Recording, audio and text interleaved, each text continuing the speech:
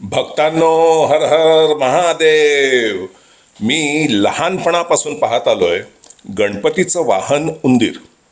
गाभाऱ्यामध्ये आपल्याला नेहमी गणपतीच्या पायापाशी उंदीर दिसतो. सरस्वती देवी मोरावर बसलेली आपण गाभाऱ्यामध्ये पाहतो. दुर्गा माता वाघावर, विष्णुदेव नेहमी शेषनागावर विराजमान झालेले आपल्याला दिसतात. मग मला असा प्रश्न पडतो की शंकर महादेवाचं वाहन म्हणजे नंदीबैल. मात्र नंदीबैल कधी शंकराच्या शेजारी गाभाऱ्यात नसतो. त्याची जागा नेहमी गाभाऱ्याबाहेर. का म्हणून मी भारतामध्ये राहत असताना माझ्या अनेक मित्रांबरोबर शंकराच्या मंदिरामध्ये गेलेलो आहे. मात्र जेथे जेथे गेलो तिथे नंदीबैल मात्र बाहेर. फक्त कोल्हापूर सोडून ते कोल्हापूरचं सांगितल्याशिवाय मी जाणार नाही. बरं ते सोडा. वडील मला लहानपणी कुचेष्टेने म्हणायचे, नंदी बैलासारखा बसून राहू नकोस. माझं सोडा, तो माझा बालमोहन विद्यामंदिर मधला कुलकर्णी.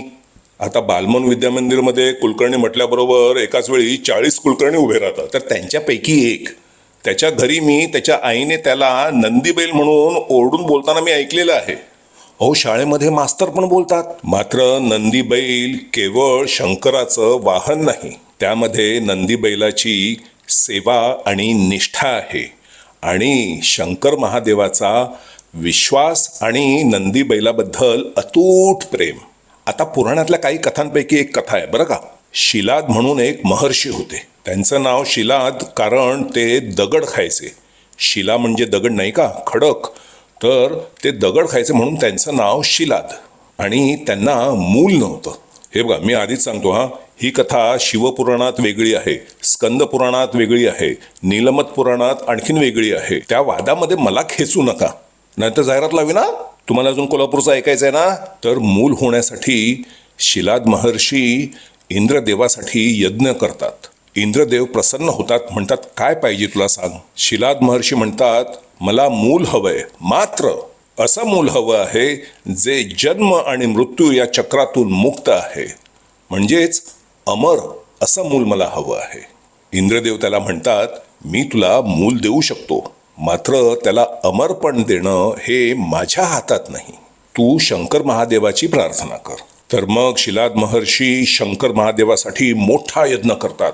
खूप कडक तपस्या करतात. शंकर महादेव प्रकट होतात. शिलाद महर्षी म्हणतात की मला मूल हवंय, मात्र मला मूल तुमच्यासारखंच हवंय की ज्याचा जन्म गर्भाशयातून झालेला नाही आणि त्याला कधीही मृत्यू नाही. शंकर महादेव शिलाद महर्षींना वर देतात आणि शिलाद महर्षींना पुत्रप्राप्ती होते. आता काही पुराणामध्ये असं लिहिलं आहे की खाण्यासाठी दगड खणत असताना त्यांना दगडांमध्ये मूल सापडलं. काही पुराणात असं लिहिलंय की वायुदेवाने तो आणून त्यांना दिला. आपल्याला आपली गोष्ट पुढे न्यायची आहे.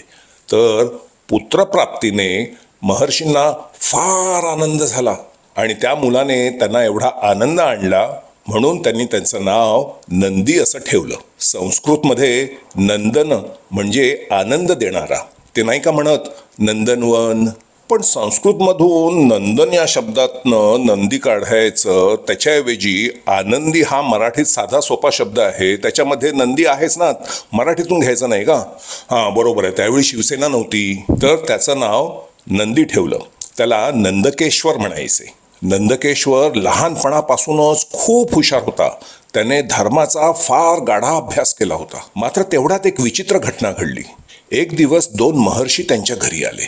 नंदकेश्वर जेव्हा त्यांच्या पाया पडायला गेला तर ते त्याला आशीर्वाद देताना कचरले. ते जेव्हा जाऊ लागले तेव्हा शिलाद महर्षी त्यांच्याकडे जाऊन त्यांना विचारलं, नंदकेश्वरला आशीर्वाद देताना तुम्ही कचरताना मला दिसला.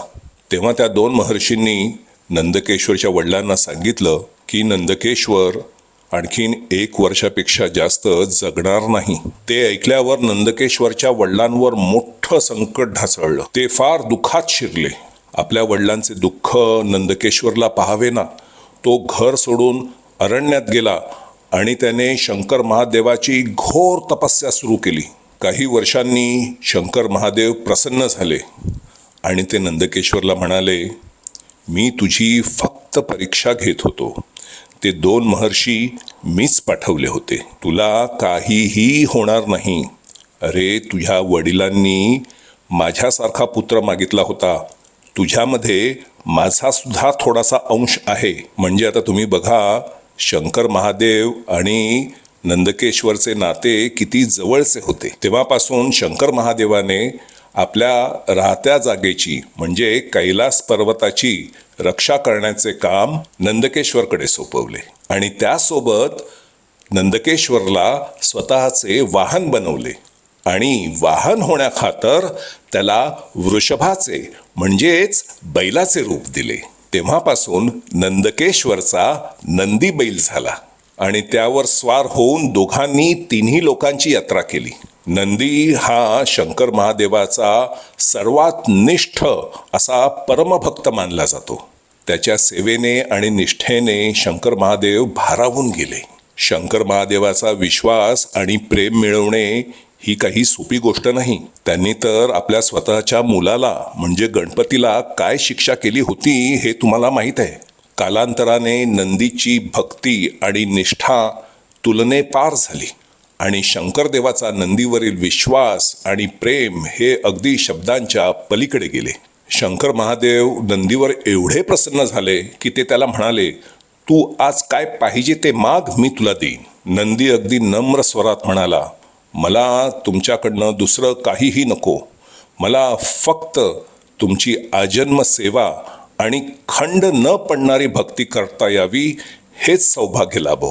देव आणि त्याच्या या भक्तामधील प्रेम किती आहे हे पहा की महादेव त्याला म्हणतात, तुला हे सर्व मिळेलच, पण त्याशिवाय माझी सुद्धा अशी इच्छा आहे की लोकांनी माझं दर्शन घेताना माझ्या आधी तुला नमस्कार करावा.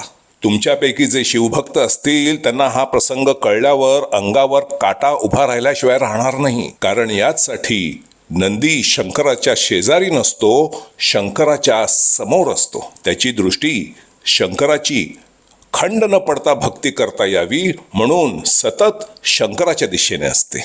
आणि नंदी नेहमी शंकरापासून दूर गाभाऱ्याबाहेर यासाठी असतो की ही नेमकी शंकर महादेवांची इच्छा होती की तुमच्यासारखे भक्त जेव्हा शंकराच्या दर्शनासाठी याल तर सर्वप्रथम नंदीला नमस्कार कराल आणि नंतरच शंकर महादेवाला.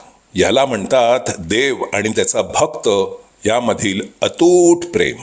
तुम्ही जर पाहाल तर नंदीचे दोन्हीही कान टवकारलेले असतात. उजव्या कानाने तो शंकराचे रक्षण करण्यासाठी सतत चाहूल घेत असतो आणि डाव्या कानाने तो तुमच्या इच्छा, व्यथा आणि प्रार्थना ऐकतो. तुम्ही जाताना नंदीच्या डाव्या कानामध्ये जाऊन मनातलं काय ते सांगता. तुमच्या त्या प्रार्थना नंदी नंतर जाऊन शंकर महादेवाला सांगतो. शंकर महादेव स्वतः तुमच्या प्रार्थना ऐकू शकत नाही, कारण त्यांची स्वतःची तपस्या चालू असते. त्यांची तपस्या भंग होऊन कोप होईल या कारणासाठी तुम्ही तुमच्या प्रार्थना नंदीच्या डाव्या कानामध्ये सांगता. तुमची आजी तुम्हाला नेहमी सांगायची की नंदी आणि पिंडीच्या मध्ये उभा राहू नकोस. ते यासाठी की नंदीचे डोळे सतत शंकराकडे असतात त्याची भक्ती करत. मग अशी सांगितलं ना मी, नंदीने इच्छा प्रकट केली होती की त्याच्या भक्तीमध्ये कधीही खंड पडू नये. मग तुम्ही त्याच्यामध्ये जाऊन कशाला उभं राहायचं. आता काही जण फिरायला जातात ना तर नंदीच्या समोर असे उभे राहून ना असे सेल्फी काढतात. आता काय बोलायचं आपण त्यांना त्याची माहिती नाही हो. उगाच कशाला रागवायचं आपण. कधी बघतील हा व्हिडिओ तर कळेल त्यांना. हो, हा व्हिडिओ इथेच संपलेला नाहीये. पटकन निघाला तुम्ही नंदीला नमस्कार करायला. आपलं कोल्हापूरचं राहिलंय त्याचं काय. बसा बसा. भारतामध्ये काही मंदिरं अशी आहेत जिथे गेल्यावर तुम्हाला काहीतरी विलक्षण असं वाटतं. अशाचपैकी एक मंदिर आहे आपल्या महाराष्ट्रामध्ये कोल्हापूरमध्ये. कोल्हापूरमध्ये अनेक सुंदर शिवमंदिरे आहेत. कोल्हापूर जिल्ह्याच्या वेशीवर असलेले ते सुंदर कोपेश्वर मंदिर बघायला तर इतर राज्यातून सुद्धा पर्यटक येतात. मात्र कोल्हापूर शहराच्या मध्यवर्ती ठिकाणी एक छोटंसं मंदिर आहे. ते सापडायला पण कठीण आहे. दुपारच्या वेळी ते कधी कधी बंद पण असतं आणि ते शिवमंदिर नसून नंदी मंदिर आहे. कोल्हापूरचा प्रसिद्ध रंकाळा तलाव आहे ना, त्याच्या उत्तरेला रंकाळा चौपाटी आहे. हो मुंबईकर, चौपाटी म्हणजे वाळू नाही आहे तिथे पिक्चर झाल्यावर कोणाला न्यायला. बाग आहे ती तलावाकिनारी फिरायला. तर तिथून तुम्ही पूर्वेकडे चालत गेला ना तर तिथे बाग संपते.